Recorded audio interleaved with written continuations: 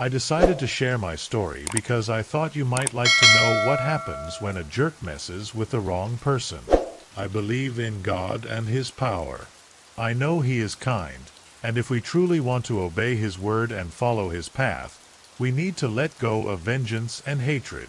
In some cases, this is just because forgiveness is good not just for others but for ourselves.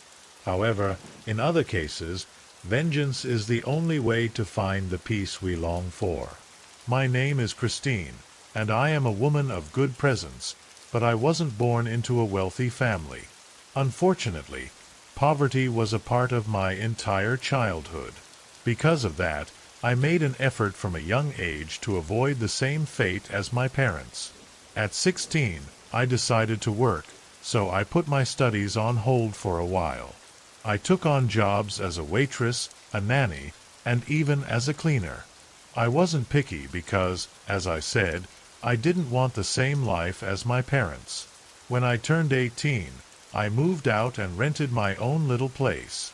I decided to finish my high school education because it was time to get something better. About 2 years later, I got a job at a supermarket as a stock clerk, with an official contract. My work hours were from 9 a.m. to 5 p.m. The job was close to home, so I could walk there, which was really convenient since I didn't have to spend hours stuck in traffic. On weekends, I usually hung out with my friends. During these outings, I met several guys, but I never wanted anything more than a one-night fling. All I wanted was to have fun. I had no interest in getting tied down to anyone. I was perfectly happy being on my own. Whenever I told my friends this, they would look at me as if a woman didn't have the right to be with more than one guy in a night. Speaking of which, something I've always wondered is why a man can have fun, but when a woman says she wants to kiss a lot of people, everyone jumps to label her as promiscuous. I've never understood that, and I always thought it was completely wrong. Men can, but women can't? But getting back to the point, I hooked up with a lot of guys, and I always made it clear that I wasn't getting attached because I didn't want any commitment, no matter what. Strangely enough, this philosophy seemed to attract men even more because they wouldn't leave me alone. There were days when my phone wouldn't stop ringing. I don't want to brag or give the impression that I was the queen of the scene. I wasn't, but I had a knack for attracting men. I'm just sharing this so you can see the irony of life. Often, when a woman dedicates herself and tells a man that he's the only one for her, that she's crazy about him and wants to marry, what do many of them do? They disappear. I'm not generalizing, but a good number of men behave this way. It was with this understanding that I built my shield, and for a long time I chose to keep my heart locked up. I was truly happy with the life I was living. Honestly, I didn't care about the criticism and judgmental looks, especially from the neighbors. But back to the story, because this isn't a tale of reflection. During this time, I met Monica. I was 22 years old then, and she became my best friend, someone who plays a very important role in this story. Monica was 2 years older than me. She started working at the same supermarket as me, but as a cashier. We hit it off right away, spending all our lunch breaks together and even planning to go out together. She had a character very similar to mine. She also valued freedom a lot. This brought us even closer because, in a world full of people who only judged, we understood each other. As the weeks passed, she told me a bit about her life. We talked about religion, and she told me that since she was a child, she had a strong connection and admiration for the spiritual world. Because of this, she gradually got involved in witchcraft and told me that's how she got the job at the supermarket. To be honest, I didn't really believe her at first. I actually thought she was joking because, to me, it was just a bunch of made-up stories and promises meant to scam money from gullible people. But she started talking about the blessings she received through magic, whether it was white or black magic. Even though I was skeptical, she kept pushing the subject and explained that Witchcraft isn't just for evil. It can also be used for good. Honestly, that topic didn't interest me at all. Discussions about demonic entities and spirits always gave me the creeps. I had my faith in God, and for me, He was always the only one capable of doing good. That conversation ended there. A few months later, I suggested to Monica that we move in together and share all the expenses. This would be very convenient for her because she lived out in the middle of nowhere and spent hours stuck in traffic to get to work.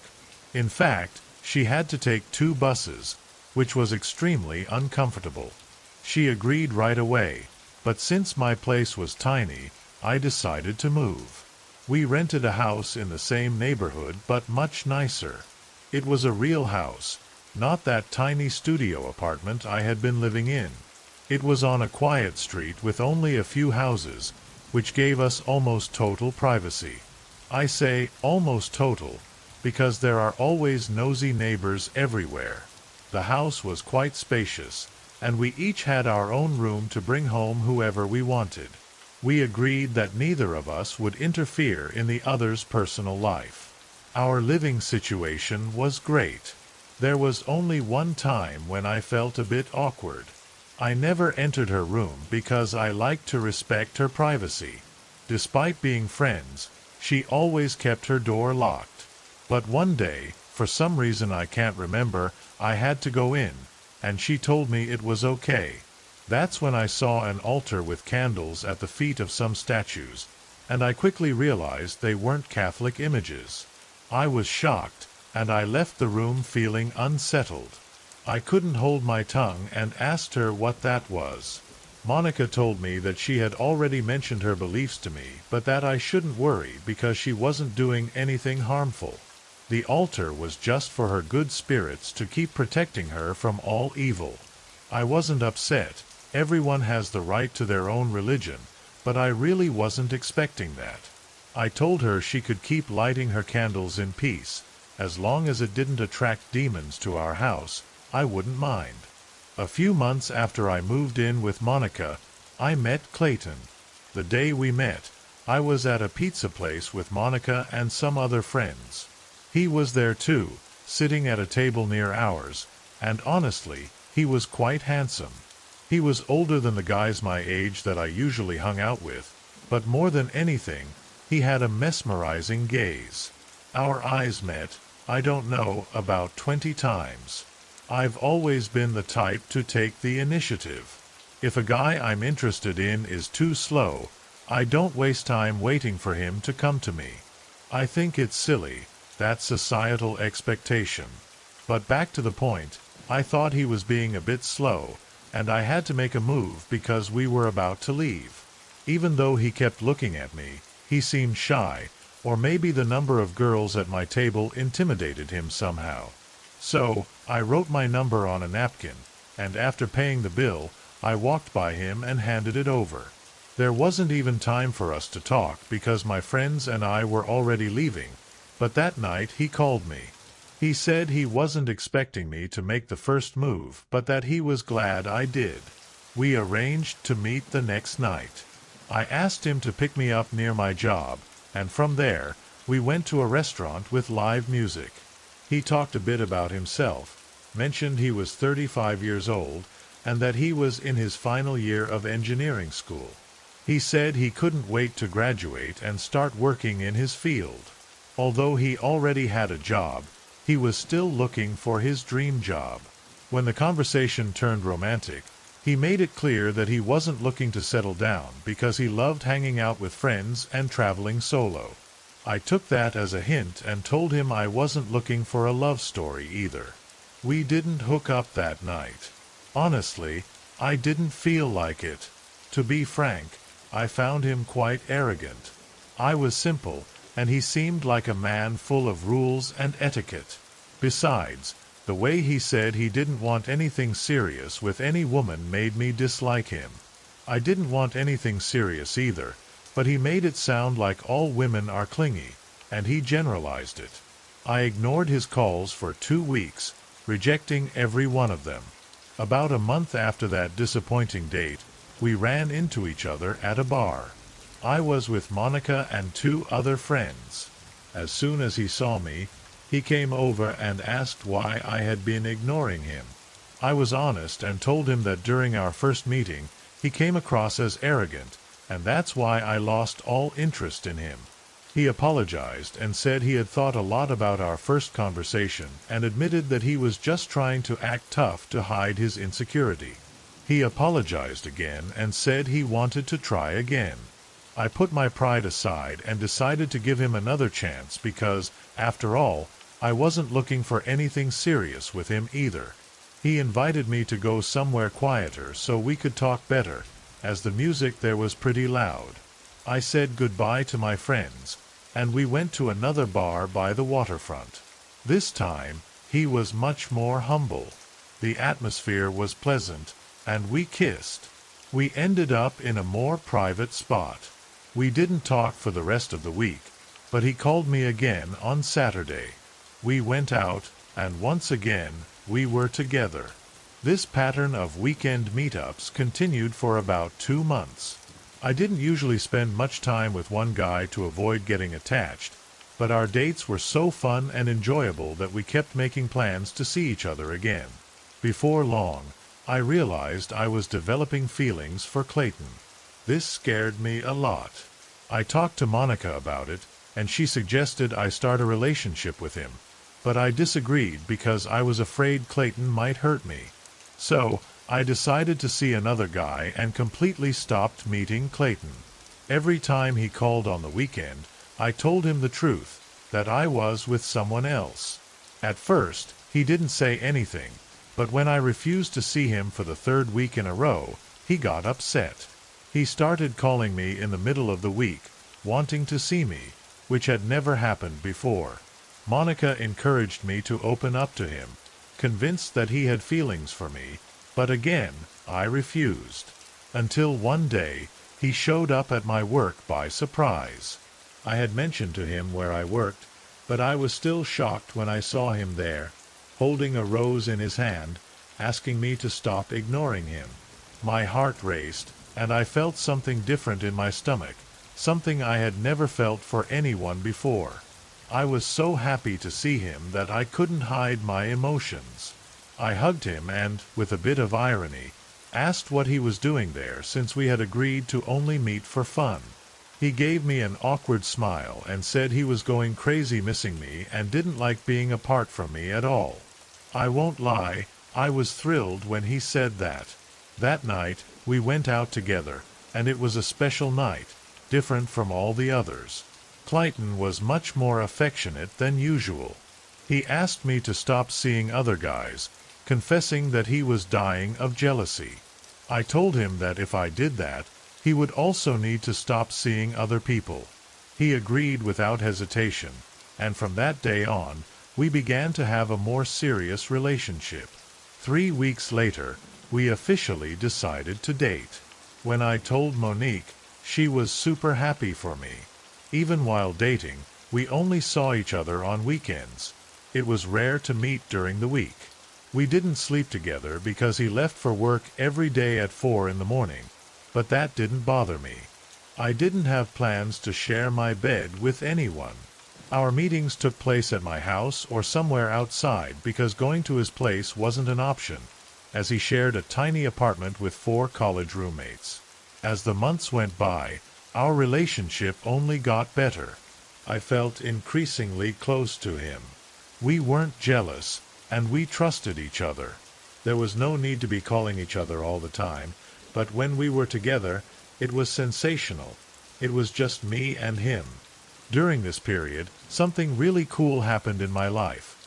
I was promoted at work and became responsible for training new employees, which also meant a salary increase. As soon as I heard the news, I called Clayton, but he didn't answer. I sent a message asking him to call me back, but he only replied the next morning. I was upset and asked where he had been. He apologized and explained that he had been participating in a group study activity the day before, and because of that, his phone was on silent mode, and he didn't notice the calls and messages. I let go of the annoyance and asked if we could meet that night. He said he couldn't because he had another group study meeting and suggested we meet the next day. I agreed, as our relationship was great, and everything he told me, I believed. The next day, we met up, and I told him about my promotion. He was super happy and hugged me, but that night he seemed to be in a hurry. I invited him to come to my house, but he declined, saying he was exhausted and needed to sleep. I found him a bit distant, but he assured me that everything was fine and that nothing was wrong. I had no reason to doubt him. A few weeks later, I decided to surprise him by visiting him at college. The previous weekend, we hadn't seen each other because I had a bad cold. When I arrived at the college entrance, I called Clayton and asked him to come to the main gate because I was there. But he told me he was out of town, taking care of some things. I spent the whole week missing Clayton, praying for the weekend to arrive soon. And in the end, it was worth it.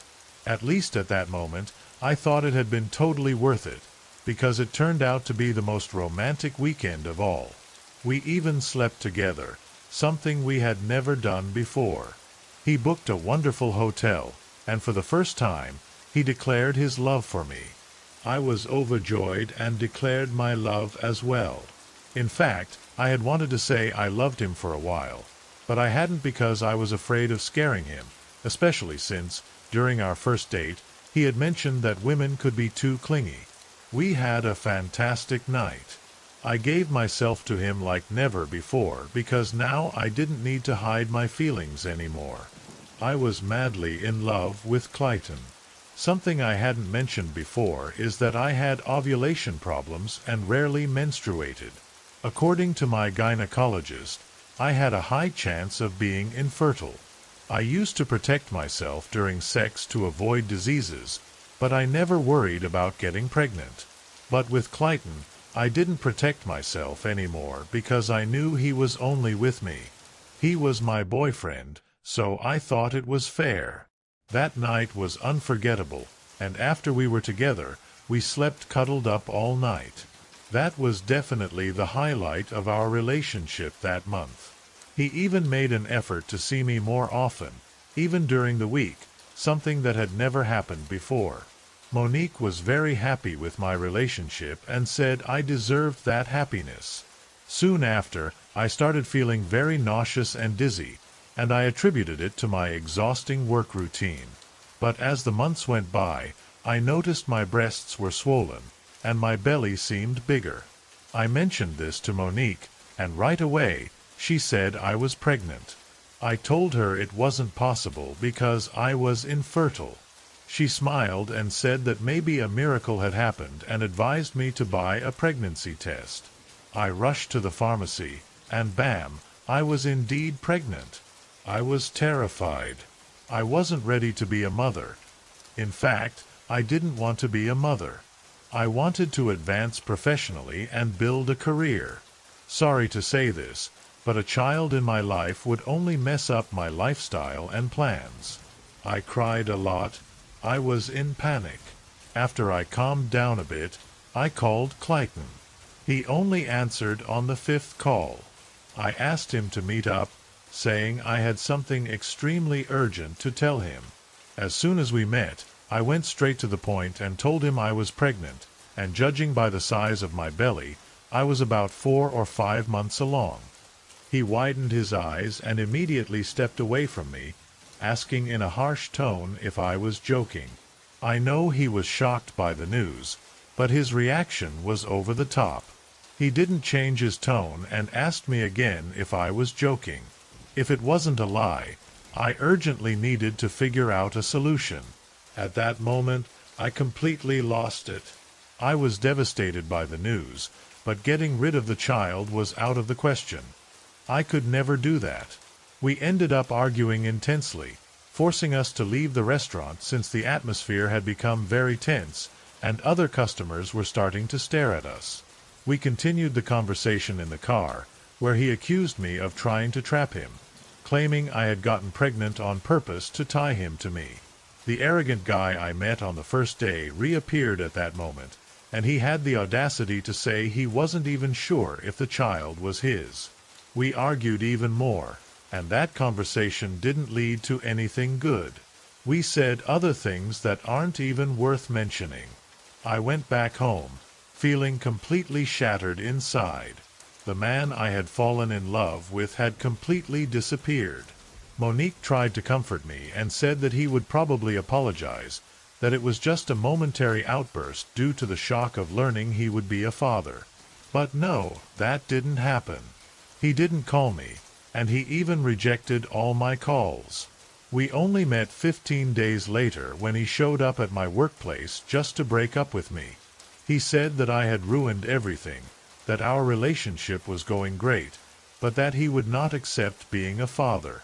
He claimed that I played dirty by trying to trap him with a pregnancy, and as a consequence, I would have to deal with the child alone. He wouldn't even give the child his last name. I don't know if it was the pregnancy that made me more emotional, but I started crying and begged him not to leave me. Just thinking about that day makes me hate myself. I went home and talked to Monique. She asked if I wanted to do something to tie him to me so that he would love me, but there was no way I would do that. I wanted someone by my side who loved me for real and not because they were forced into it. In the days that followed, I missed him terribly. I called Clayton, but he wouldn't answer my calls anymore. I was desperate, so I went to the address he had told me he lived at with some roommates. And guess what? Another family lived in that house. I couldn't understand why he had lied. For a week, I waited outside his college, hoping to catch him, but I never saw him. I almost lost my job because of it since I was leaving work early all week. I found it strange because he had told me his classes ended at 5 p.m., and I waited there until 6 p.m. without seeing him. I began to suspect he had lied about studying there, just as he had lied about where he lived. In doubt, I decided to ask some students, but there were so many, and all of them said they didn't know anyone named Clayton. I went to the reception and politely asked a lady if she could check if he really studied there. I gave her his name, last name, and even the model and color of his car. She told me she couldn't look him up in the system due to student privacy. At that moment, I took out my phone and showed her a picture of me with Clayton. She stopped talking and looked surprised. She told me she did know that guy.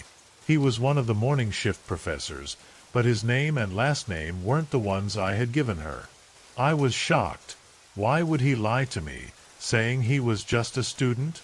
But it got worse when she told me he was married to a former professor there and that they had a beautiful little daughter together. The more she talked, the more shocked I became. I showed her the photo again, hoping she was mistaken, but she reiterated that she was certain. She looked at my belly with a pitying expression, and at that moment I felt humiliated, used, and deceived. The lady was super kind and empathetic and told me that if I wanted an explanation and to catch him red-handed, I should come back the next day at 6:45 a.m., which was when he arrived to teach. I thanked her and left, unable to believe how I had been so stupid to believe his lies of love. I returned the next day. I still had a tiny bit of hope that the receptionist had been mistaken. Unfortunately, I didn't manage to arrive so early because of traffic. I questioned some students about him, and they all confirmed that the man in the photo was indeed the professor. Trembling, I decided the best thing to do was to follow him before confronting him. I needed to see how far his lies went. I looked for his car in the parking lot and waited for him to leave so I could follow him. A few hours later, as soon as I saw him get in his car, I started mine and got ready to follow him. Soon, I discovered where he lived. That son of a lived in a beautiful house. I stayed there until 3 p.m., but I didn't see any sign of his wife. I only left because my blood pressure started to drop from hunger. I decided to leave and return on my next day off, which would be a week later. When I got home, I told Monique about it, and she was stunned. I broke down crying out of despair. What future would I give to that child? Monique hugged me and said she felt so sorry for me. That hug made me collapse emotionally. Not only had I fallen in love with a scoundrel, but I was also pregnant with his child. It was a nightmare. She asked if I wanted to take revenge, and if I did, she would find a special way to do it. But I told her no, that wasn't in my plans. I waited for my day off to arrive. That was one of the longest weeks of my life. I already knew he was with someone else, but I wanted to see it with my own eyes. I got there early, before dawn, around 6 a.m., and saw a car leaving the garage with a woman inside. It was definitely her, his wife.